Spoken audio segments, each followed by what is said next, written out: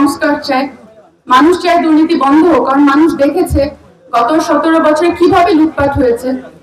আমরা কোনো আমেরিকা ইউরোপের মতো অনেক ধনী দেশ না যে আমাদের অঢেল টাকা কয়েক বছর চুরি করলে আমাদের কিছু হবে না, একদমই তা না ব্যাপারটা। আমরা আমাদের দেশের রাস্তাঘাট দেখলে বুঝতে পারি কতটা দরকার আসলে সাধারণ মানুষের মৌলিক চাহিদা মেটানো, এটা বাড়তি কিছু না।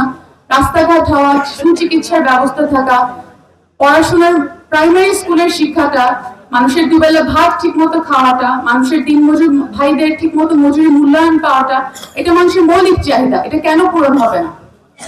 এই যে আমরা শুনতাম ডিজিটাল বাংলাদেশ, অমুক বাংলাদেশ, তমুক বাংলাদেশ, আসলে কি পেয়েছি? আমরা পেয়েছি যে একদম লুটপাট হয়েছে বাংলাদেশ, যে বাংলাদেশ অর্থনৈতিক ভাবে গত বছর প্রায় দেউলিয়া হয়ে গিয়েছিল। আর কিছুদিন থাকলে আমরা দেখতাম শ্রীলঙ্কার মতো আমরা অর্থনৈতিক ভাবে দেউলিয়া হয়ে গেছিলাম।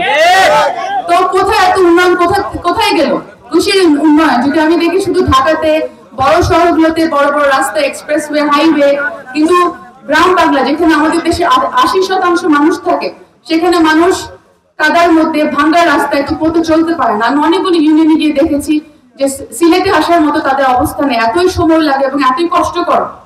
একটা মানুষ রোগী হয়তো আসতে আসতে রোগী মারা যায়। এটা তো অনেক বড় অন্যায়, অনেক বড় অবিচার। তাহলে কিভাবে বাংলাদেশ মানে আগিয়েছে? কিভাবে আমাদের বলা হতো এশিয়ান টাইগার? আপনারা নিশ্চয়ই জানেন, বিভিন্ন পত্রিকা আনা হতো গত কয়েক বছর বাংলাদেশ এগিয়ে যাচ্ছে, বাংলাদেশ এশিয়ান টাইগার, এশিয়ার মতন একটু সবচেয়ে আগাচ্ছে। সব ভাওতাবাজি ছিল এবং ভাওতাবাজির জন্য পুরো একটা সংসদ পালিয়ে গেছে। এটা তো কখনো দেখা যায় না কোনো দেশে। তো আমি বলছিলাম যে বাংলাদেশের মানুষ এখন সুস্থ রাজনীতি চায়, সাধারণ মানুষ চায় জীবনের উন্নয়ন হোক, দেশ আগিয়ে যাক। এবং এই চিন্তাধারা থেকে আমার দল বিএনপি কাজ করে। বিএনপি মনে করে সমস্ত রাজনৈতিক ক্ষমতার উৎস জনগণ। আওয়ামী লীগের মতো বিএনপি একনায়কতন্ত্রে বা মানুষকে দাবিয়ে রেখে রাতের ভোট করে মানুষের মৌলিক অধিকার হরণ করে রাজনীতি করে না। বিএনপি রাজনীতি করে মানুষকে ক্ষমতা দিয়ে। এবং আপনাদের জানা উচিত, সামনে ইনশাল্লাহ সুদিন আসবে, সমস্ত ক্ষমতা আসলে আপনাদের হাতে, এবং আপনারা যে প্রার্থীকে পছন্দ করবেন সেই প্রার্থীকে বিএনপি থেকে আনা হবে। অবশ্যই বিএনপি তার প্রার্থীতা বিবেচনার ক্ষেত্রে বিএনপির গুরুত্বপূর্ণ ভূমিকা থাকবে। তারপর বিএনপি দেখবে মাঠে ঘাটে সাধারণ জনগণ কাকে চায়। এখানে আপনাদের কাছে আমার অনুরোধ এবং আবেদন, আমার বাবাকে আপনারা দেখেছেন, উনি আপনাদের জন্য ওনার জীবিতকালে রাজনীতি থেকে উনি মোটামুটি অবসর নেওয়ার পরও যখন শারীরিক কারণে উনি আসতে পারতেন না, তখনও উনি আপনাদের কারো থেকে মুখ ফিরিয়ে নেননি। আমাদের পরিবারের দরজা সবসময় খোলা ছিল। আমি সেই পরিবার থেকে এসেছি।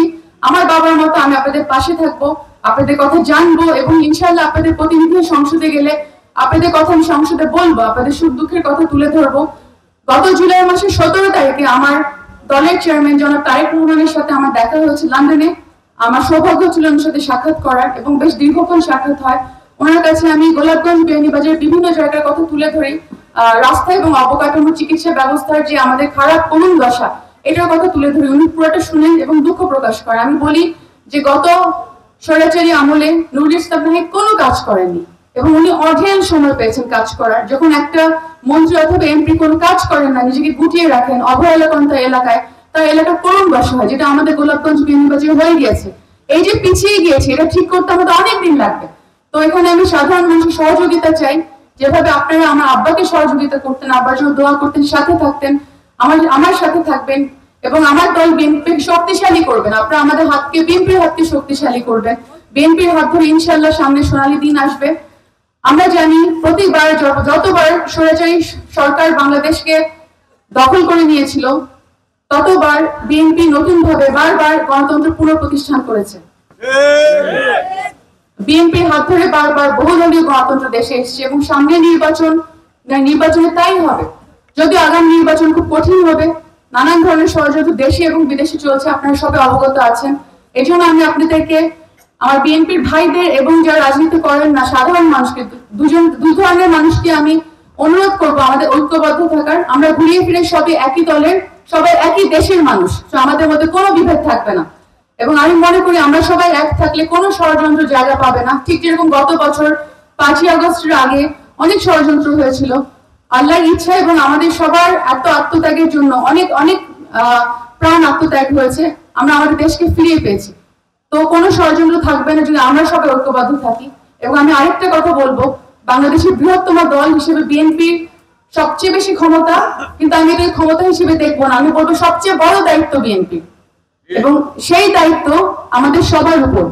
বাংলাদেশের সবচেয়ে বৃহত্তম দল হিসেবে বিএনপিতে সবচেয়ে বেশি মানুষ, প্রত্যেকটা মানুষকে সাবধানে থাকতে হবে যাতে তার দ্বারা দলের কোনো দুর্নাম না হয়, এবং যার দ্বারা দলের দুর্নাম হয় এরকম মানুষের প্রশ্রয় আমার দল বিএনপি দিবে না।